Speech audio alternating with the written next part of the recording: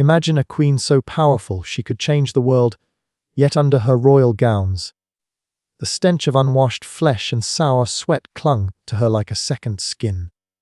The velvet and pearls did nothing to hide the odor that seeped from beneath her layers, the perfume that could not fully cover the scent of a body that hadn't touched water for weeks. This was Elizabeth I, the Virgin Queen, the ruler who terrified Spain, crushed rebellions, and turned England into a force to be reckoned with. Yet in her glittering court, lice crawled beneath wigs, teeth blackened and fell out, and the fear of water kept even royalty from a simple bath. Her habits were not an oddity. They became the standard, setting a trend where filth became fashionable and perfume replaced soap. This is not the tale of gowns and glory you were taught in school. Tonight, we dive into the unwashed, lice-infested world of Elizabeth in England, and the queen who made it fashionable. Elizabeth was born into a world reeking of filth and fear. 16th century England was a place where the streets were caked with mud and human waste, where chamber pots were emptied into open gutters, and the air was thick with the stench of rotting garbage and dead animals left to decay. Plague was a constant threat, sweeping through crowded towns and leaving piles of bodies for carts to collect each morning. People believed that bad smells, miasmas, carried disease, and that bathing opened the skin's pores, allowing these corrupt airs to seep in and poison the body. Water itself was seen as suspect, often filthy and carrying sickness, so washing was kept to a minimum, even among the wealthy. Instead of baths, the people of Tudor England layered on perfumes and carried pomanders of sweet herbs, desperately trying to mask the odors that clung to them day and night. Heavy, ornate clothing trapped sweat and filth against the skin, and under all the lace and jewels, England's elite, including its queen, lived and ruled in a cloud of unwashed flesh and perfume. This was the world Elizabeth inherited, and she would embody its grim standards to the fullest. Elizabeth Tudor, the Virgin Queen, ruled an empire while cloaked in velvet, pearls, and the stale scent of sweat. It's often noted that Elizabeth claimed to bathe once a month, whether she needed it or not. And many months, even that was an optimistic goal. Instead of washing, Elizabeth relied on layers of fine linen shifts, changing them frequently in the belief that clean linen could absorb sweat and filth, drawing impurities away from the skin. These shifts became her unseen bath, a substitute for water she feared might bring sickness. Perfumes and rose water were her constant companions. She doused herself in sweet scents to mask the body odors trapped beneath her elaborate gowns and stiff corsets. The air around her reeked of a cloying mix of rose, musk, and the sour tang of unwashed flesh, a perfume that clung to her court as tightly as the whispers of her power. Her hair, a fiery crown in portraits, was combed with fine, toothed lice combs, scraping away the vermin that found a home in even the heads of queens. She wore wigs as she aged, hiding thinning hair and the lice bites that dotted her scalp beneath heavy red curls. Her teeth, blackened and rotting from a diet heavy in sugar, gave her a constant sour breath, and her gums were said to bleed when she spoke. Yet despite these grim realities, Elizabeth remained an icon of beauty and power, proving that in Tudor England, even a queen could stink and still be adored. Elizabeth's iconic ghost, pale face, was no gift of nature. It was a mask crafted from poison. Each day, her attendants layered on a paste of white lead mixed with vinegar, known as ceruse, to achieve that chalky, flawless complexion that signified nobility and power. Underneath this toxic shield, her real skin was suffering, developing sores and lesions that would scab and rot, requiring even thicker layers of makeup to hide the damage. The lead seeped into her bloodstream, bringing with it the slow poison of lead poisoning. Hair began to thin and fall out in clumps, forcing Elizabeth to rely on heavy red wigs to maintain her image. The woman who was once the vibrant, fiery princess now hid behind a painted face, her real skin pocked and ravaged beneath. Mood swings, irritability, and chronic fatigue plagued her in the later years of her reign, symptoms now believed to be tied to the heavy metals leaching into her body. And yet, what the queen did became law in fashion. Her blackened, rotting teeth, destroyed by sugar and neglected hygiene, became a courtly trend, with nobles darkening their own teeth to mirror Elizabeth's royal look. The queen's suffering behind her powdered mask was a reflection of a court where beauty was deadly and disease was hidden beneath layers of silk and poison, all to maintain the illusion of eternal youth and divine authority. Elizabeth's personal habits didn't stay personal for long. In a world where the monarch's every choice became law, her refusal to bathe and reliance on scents over soap turned into the fashion of the realm, a fashion of filth. Powdered wigs became the standard in court, not just for elegance, but to hide the bald patches and lice that infested the scalps of nobles, following the queen's lead. Those wigs themselves would crawl with vermin, requiring constant dusting with powders and flour that mixed with sweat, turning into a rancid paste beneath the hairpieces. Perfumed gloves, pomanders filled with ambergris and herbs, and scented oils became essential accessories, clutched and sniffed to mask the constant reek of unwashed bodies. The heavy layers of Tudor gowns, rich with embroidery and jewels, trapped sweat and grime beneath, creating breeding grounds for lice and fleas that roamed freely across bodies already cloaked in disease.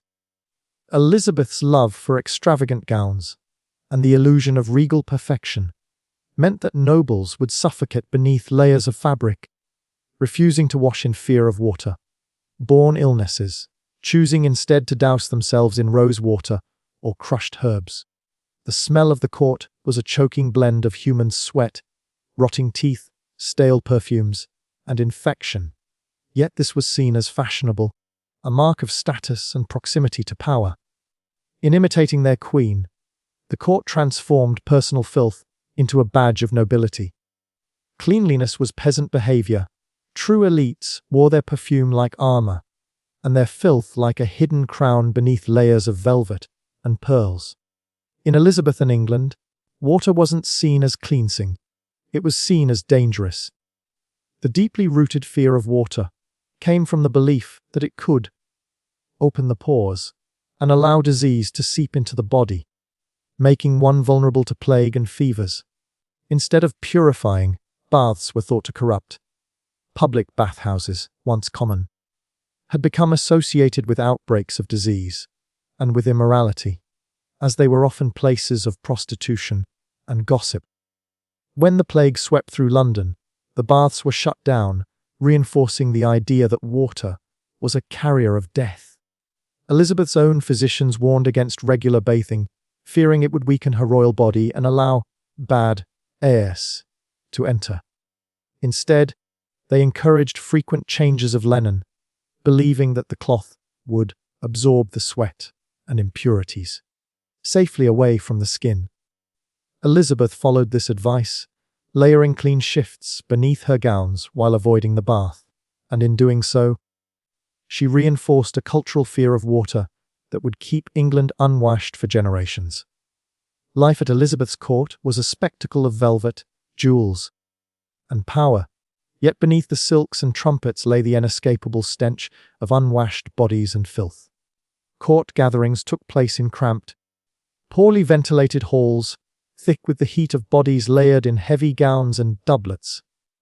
The air was filled with the sharp bite of sweat, the sour tang of unwashed flesh, and the oily fumes of scented pomanders desperately swung beneath noses to mask the smell. Courtiers, desperate to maintain their positions, could not complain, so they smiled and bowed while holding back gags. Behind the luxurious tapestries that lined palace walls, it was not uncommon to find chamber pots or piles of human waste, hidden until servants could dispose of them. Corners of grand corridors reeked of stale urine, as rushing nobles sometimes relieved themselves where they stood, unwilling to leave court for fear of missing a moment with the queen. Outside, chamber pots were emptied from windows onto the streets below, splashing passers-by with the filth of royal and commoner alike.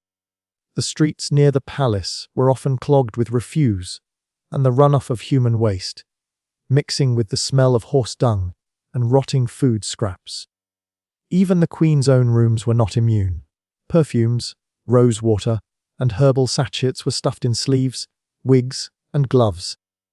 But they could not fully mask the omnipresence, stink that clung to every corner of Tudor life. This was the world of Elizabeth's court, a place where the smell of rot and sweat was as much a part of power as crowns and scepters, reminding everyone that beneath the trappings of royalty, all were equally human in their filth. Sugar was the jewel of Elizabeth's table, a mark of wealth and power in a world where most people rarely tasted its sweetness. Imported from the colonies and treated as a luxury, sugar flowed into the royal kitchens in the form of candied fruits, sweet pastries, and sugar sculptures crafted for feasts. Elizabeth, with her notorious sweet tooth, consumed it excessively, delighting in the rare delicacies that marked her status above her people. But sugar came with a price, and that price was paid in her mouth. Over the years, Elizabeth's teeth began to rot and turn black, crumbling away under the onslaught of decay. The pain was constant, and her personal dentist recorded the excruciating removal of infected teeth, which often had to be pulled piece by piece. She would reportedly endure these removals with clenched fists and tears, as there was no anesthesia to dull the agony. Eventually, Elizabeth became so self-conscious of her rotting teeth that she learned to keep her mouth closed while speaking, pressing her lips together during audiences so no one would see the dark gaps and jagged remains inside. Even when she laughed, it was a careful, guarded smile, hiding the damage sugar had wrought. Yet in a strange twist of courtly fashion, the Queen's blackened teeth became a symbol of wealth and royal favour. Nobles began to darken their own teeth to mimic Elizabeth, believing it would display loyalty and show that they, too, could afford such luxurious sugar consumption. In this, as in so many things, Elizabeth's personal habits rippled outward, transforming even the signs of decay into a twisted form of courtly status. Elizabeth's reign was built on the power of perception.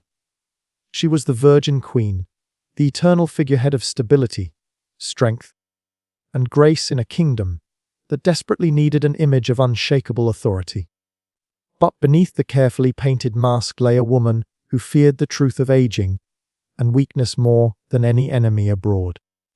She refused to let courtiers see her without her thick layers of white lead makeup, even as it poisoned her blood and left lesions she had to cover with more paint.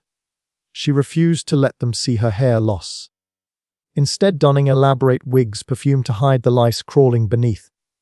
Her rotting teeth were kept hidden behind closed lips, her speech carefully controlled to avoid the embarrassment of revealing the dark, crumbling remains within.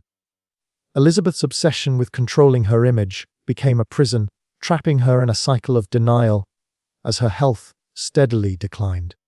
She demanded that portraits depict her as youthful and flawless, a timeless monarch untouched by the decay of age.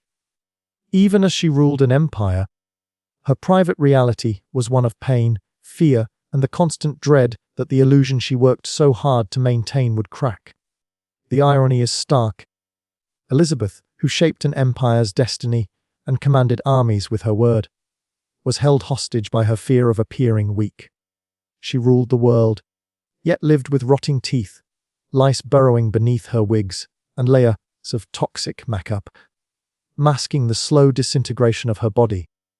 The image she clung to was both her greatest power and her deepest personal tragedy. Despite the layers of filth beneath her velvet gowns, Elizabeth commanded the respect and fear of her court and subjects. In an era where disease and stink were part of daily life, personal hygiene was a private inconvenience, not a reflection of power. The nobles who bowed to her did not care that her breath reeked of rot or that her wigs hid crawling lice. They cared that she was queen, Elizabeth's true power came from perception, not perfume. Her filth was irrelevant, because what mattered was the image she projected. Pearls draped across a painted chest, portraits showing an unaging monarch with pale, flawless skin, her fiery red wigs framing a face of authority and unshakable will. Her subjects saw strength, not the decay beneath.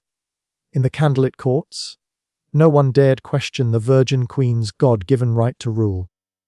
No matter what she smelled like up close, her reality was hidden beneath silk, pearls, and paint, and that was all that mattered. In Elizabeth's world, power wasn't about how clean you were. It was about how well you could make others believe in the image you created, even as the truth rotted beneath. Power can overshadow even the foulest reality. Elizabeth's reign proved that filth, disease, and decay meant nothing when overshadowed by fear, control, and spectacle.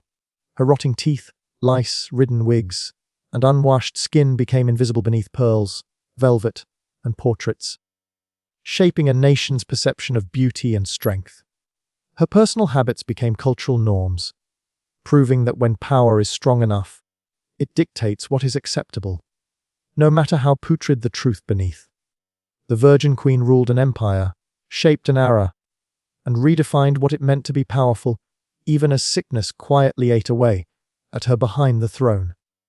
History is dark, and we must remember it.